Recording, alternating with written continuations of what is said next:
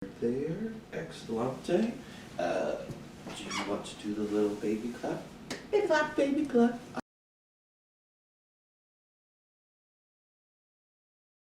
I don't know why the baby clap just makes me giggle every time. Okay. Hello everyone, welcome once again to Editing Academy. Laura's Top 20, number 12. I'm Daryl. I'm Laura. And what are we talking about? We are talking about the movie The Man from U.N.C.L.E. from 2015. So, I'm just giggling. all right. Did you have anything you wanted to share I about the have movie? the stats. All right. This is a Guy Let's Ritchie see the film. stats. Mm-hmm. Written by Ritchie and Lionel Wigram, based on the 1964 MGM television series of the same name, which was created by Norman Felton and Sam Rolfe. The film stars Henry Cavill, Armie Hammer, Alicia Vikander, hope I pronounced her name correctly, Elizabeth Debicki, and Hugh Grant. It was not nominated for any Oscars, but the trailer for this film was nominated for the Golden Trailer Awards for Best Action for the trailer, Best Motion and Title Graphics, and Best Graphics in a TV Spot, and it won for Best Motion, Title Graphics, and Best Graphics in a TV Spot. I thought you would be interested in I'm that. very pleased to hear that. I never heard of any of those awards, but I think that's fantastic. They apparently give out awards for trailers every year, and this won 2 of them. Makes sense. All right. So, and Guy Ritchie, the way he cuts his stuff, I'm not surprised by that. All right, so I'm going to step back, and I'm Okay. going to talk to you about my relationship with the IP, Man from U.N.C.L.E. Okay. And then we're going to get into why I love this movie so much, and then we will have a point-counterpoint conversation, I'm pretty sure. So, my relationship to the original TV show is that that's one of my favorite TV shows, The Man from U.N.C.L.E. So, it was a Nick at Night classic, and somehow I got involved with it, loved the actors, David McCallum and Robert Vaughn. I actually got to, did a little research at the time, like as a kid, for them when, them as actors. Like Robert Vaughn, I think most people know as more of a caricature. In his older years, he did a lot of advertisements for lawyers' offices and everything. He was super into the civil rights era. He was very politically active. At the height of his fame, he went out and decided he wanted to get a PhD in communications, and he wrote a thesis that became a book on the McCarthy, times. And Wow. so super smart guy, super interesting people, and I just loved the tone of the movie, the tone of the TV show, and I thought it was really interesting. Can I ask a quick question? Absolutely. Was this the same time as like Get Smart and all of that? It is what started Get Smart, so Okay. it's the precursor, Okay. yeah. So it started, I think, in 1963-ish. Because there were a lot of years. like these Yes. kind of spy-ish television This is the shows. one that started them. Okay. Which is interesting. Yep. So, I heard that it was going to be a movie, and I heard that it was going to be starring Tom Cruise, was supposed to be in it, and I was livid because I love the Mission Impossible movies, and those are really good, but those have a very different tone. Those are very serious, they're very action-oriented. Man from U.N.C.L.E. the TV show had a very specific tone of action, but it also had a lot of fun and lightness, and it was very hip and mod, and brought in a lot of like the 60s times. And that's what I wanted to capture. And also there was a conceit in the show that it was the two spies, and they always found an innocent. Like there was always somebody that was a housewife or a store clerk or somebody who was very relevant to that week's mission, and so they had to go. So that was the role that Gabby obviously played in this movie. And so the conceit was they had to bring the innocent along on their spy romp. Okay. So I was very concerned when I heard that it was going to be a movie, but had my mind open, and then they said Tom Cruise was out, and it was going to be Armie Hammer and Henry Cavill, who I didn't know that much about, but I'm like, all right, they look the parts, let's give it a shot. Did you know that it was going to be directed by Guy Ritchie at this point? I did, and I was really pleased about that, Okay. because I liked, at that point he had done the Sherlock Holmes movies, I think, and I really liked the light tone to his movies, but also he does a good action. He does a lot of great action movies, so I enjoyed that. The first 2 films that he did are my personal favorite, Mhm. which is Lock, Stock, and Two Smoking Love that Barrels one. and Snatch. I don't think I've seen that one. I've heard it's really good, but I haven't seen that. But I do love Guy Ritchie just in general. Brad Pitt, one of his best roles ever. Yeah. Is that the one where he talks in a way that you can't understand him? Yeah. All right. Maybe I have seen that. I gotta go back and check. So I remember seeing this, and I just want to throw this out before we go on. And I remember at that point, Guy Ritchie movies, like every other one was amazing, and then then we put out another one which wasn't so amazing. So I was nervous as well, because I didn't care that it was this story. But I that was cared Guy that it was Guy Ritchie. Ritchie. Yeah. And I was like, okay, which way is this one going to go Yep. for me? It's either going to be awesome or it's going to be not so awesome. I believe it to be awesome because in my mind he understood the assignment, Yes. which is it has to have a playful tone. It had to have a very specific production design of the 60s and the hip 60s. It had to be fun to look at. It had to have a really tight script with a lot of really snappy dialogue. It had to be funny. You had to have two actors that you could see both beating each other up and saving each other from the day, because that was the conceit of the show as Okay. well. It's a Russian and an American, agent in the Cold War, literally at the time. So, so I was thrilled with the tone that he set. I'm going to start with the fact that the movie starts with a bang. Like, I love the first 20 minutes of this movie. So I think that at the beginning, just even the title sequence, the Roberta Flack song that you hear, it's the music of the time, it's the gray, dismal, Berlin, but then you kind of see this smart guy in a suit, great music, and then that whole car chase scene, I love.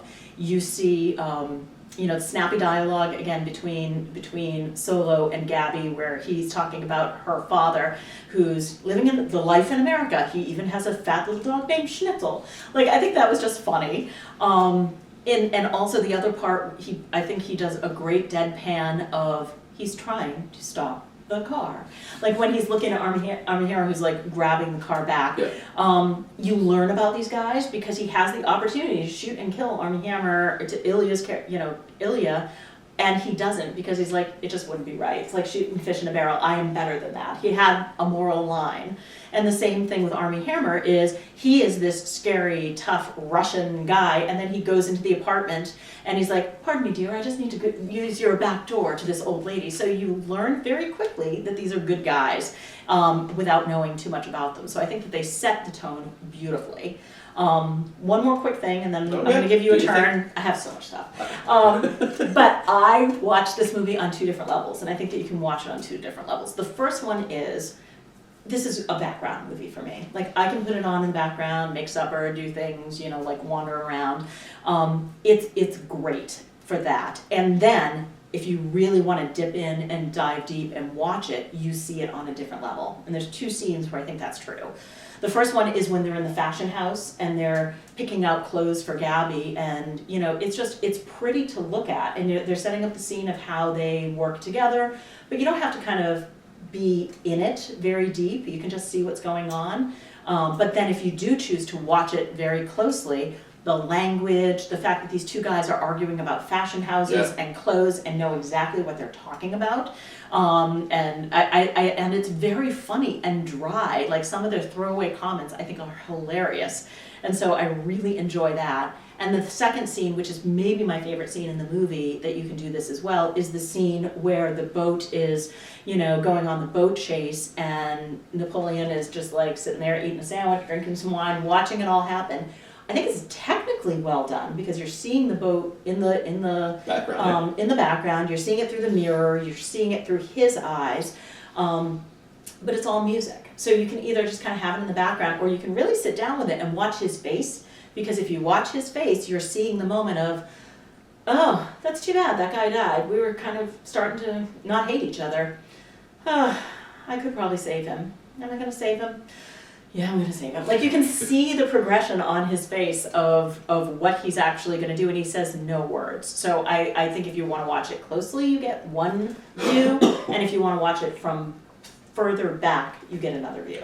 So that is, I've got some other things to talk about, but that's kind of like the tone and the technical viewing of it and the dialogue are part of my favorites. So what is your relationship with this movie? So I never watched the television series. Mm-hmm. So I think I would have benefited knowing that and knowing what the television series did set up, and that the movie was following that same rules, because I just went in watching a Guy Ritchie film. Yeah, it's super campy. Yes. But yeah. And that is, while Guy Ritchie films have always had humor and a lot of humor in them, they, and at points are laugh out loud funny. Yeah. They have never really been campy films. So again, when I watched this for the first time as a Guy Ritchie film, I was disappointed in the film as a Guy Ritchie film. Mm-hmm. So You had said this was on your, I think even before we came up with the list, that this was one of your favorite movies of all time. So I had started to watch it because it's on Netflix right now. So I started to watch it, and I got like half an hour in, and I was like, no, I remember not liking this, so I stopped. Do it. But now, for this, I watched it all the way through. And I am pleased to report that I actually, number one, made it all the way through. Excellent. And number two, I did enjoy it far more than I expected to. Okay. Because I went in open mind, just like, I'm just going to let this film be whatever the film is, as opposed to judging it as a Guy Ritchie film. I think that's fair. And when I did that, I had a lot more fun with it. Mm-hmm. I realized that it was supposed to be a campy, fun spy romp. Yes. I have a lot of problems with this movie, which which we could talk about. Yeah. But I am pleased to report that I actually did enjoy the experience of watching it this time, which I was very nervous about. I was nervous as well, so I'm glad to hear that. And there are definite problems with the movie, and I have some to point out too. But the one thing I will say is I feel like this is a Man from U.N.C.L.E. movie to which Guy Ritchie brings some of his conceits, which are like the split screen of things happening all over the place, and you can see what's happening at the same time, which I've seen him do other places, which I really enjoy. That seems like a Guy Ritchie thing. And the other piece too is just like, you're seeing a scene and then you're playing it back to see the things that you missed. You know, whether it's stealing jewelry or Gabby, being a double agent or various things that happen. And I feel like that's a very Guy Ritchie touch as well. So it seems like a Man from U.N.C.L.E. movie that Guy Ritchie brings some things to, rather than a Guy Ritchie movie that has some elements of Man from U.N.C.L.E. So I would 100% agree with that. Mm-hmm. Talking about the scene where they're talking about fashion and they're arguing about fashion, like this does not go with this. Exactly. And they're having the conversation, and then you get the reveal of her walking out looking all sorts of stunning. Yes. I was like, that is a very well done thing, because you're having this idiotic moment with these two people arguing over fashion. She's not fat. And then she just walks in and looks gorgeous. And I was like, that is incredibly well done. Another thing about this is I love the soundtrack to this movie. It has a great soundtrack. It is amazing. Yeah. I haven't done it yet, but I am going to go and look up all of the songs because they're amazing. I mean, I knew a lot of them, but just that order and the way that they were framed and when they were done was stellar choice. I totally agree. The Roberta Flack at the beginning and then the Nina Simone at the end, the title credits and the end credits I have on my playlists because I really enjoy those. One of the things, and we'll chat about this very briefly, but one thing that does take me out is Armie Hammer. His Russian accent does not work for me. His playing a Russian doesn't work for me. So while he's in the scenes, he does a fine job. Yep. But I don't know. There's something about him playing a Russian with the way he does the accent that does take me out when he's having moments and things like that. I had problems with him. Now, as a human being, we now know he is a deplorable person. We'll put an asterisk next to him, yes. But even taking that aside, I think he was miscast in this particular role. So I disagree only because you have to have a very large man to make Henry Cavill look small. Sure. And so that was, I think the point was a little bit of their size is the big, scary Russian guy so I think part of it was the size. And also, I think the Russian accent was intended to be campy. So, because if you're watching the show, very similarly, it's, what does a Russian, where is moose and squirrel? That is a very Russian accent that's done on the TV show. Yeah. It's Cold War thing. So it didn't take me out of it as much, but if that's what he was doing to be a sincere Russian accent, then I think that was terrible. But I agree with you. But I liked it just because I thought they had some chemistry together. I thought he had chemistry with Alicia Vikander, who then won an Oscar the next year for the Danish girl, I think. Yeah, what's his name? Yeah. Yep, exactly. So I thought the casting was pretty good. I thought Henry Cavill has that great combination of charm and smarm. So he's definitely a little slippery and smarmy, but he has charm to cover it. And I thought his scenes with Elizabeth Debicki I thought were really good, and I thought she was just classically cool and had a commanding presence and tall and evil, and it all seeped out of her, and I loved her. Henry Cavill, that his version of playing the spy, I think, is one of the versions of spies that I really enjoy. like we see, particularly in like the Mission Impossible movies and a lot of other movies nowadays, one of the things is to, question the hero, what they're doing. Yes. Henry's character in this is the 100% competent at all moments spy. Yeah. And even when he's not, he's confident in the fact that he's not confident. Exactly. You know what I mean? Exactly. Like that He's having fun with it. Yes. Yeah. That portrayal absolutely 100% works for me when you have a spy movie. Even more so in this one when I recognize that it is supposed to be campy. Yes. So the scene, I was going to bring it up, but the boat scene where they keep focusing on him, where he's like going through all of these things, watching this happen, that makes so much more sense when you understand that that is the intent. Yes. It is not mistaken, it is purposeful. It is purposefully campy, playful, not silly, but not far from it, but a good kind of spy romp too. But just one more piece on the casting is Hugh Grant. I think this is what started his curmudgeonly character actor phase, is being Mr. Waverly in this. Well, it also started his relationship with Guy Ritchie when he went on to do things like The Gentleman, which I he was love. phenomenal Oh in. my God, that's great. Yeah. I could start quoting that, but I won't because we're not talking about that film. Right, but I love that. I love that relationship, and I love the fact that prior to this, I think he was still in his, romantic character, romantic comedy star phase, and just coming out of that. And I think this gave him new life. I think you're correct, and I will give more credence to Guy Ritchie than I originally did with this film. Because again, the first time I saw it, I was expecting a Guy Ritchie film, and I was disappointed.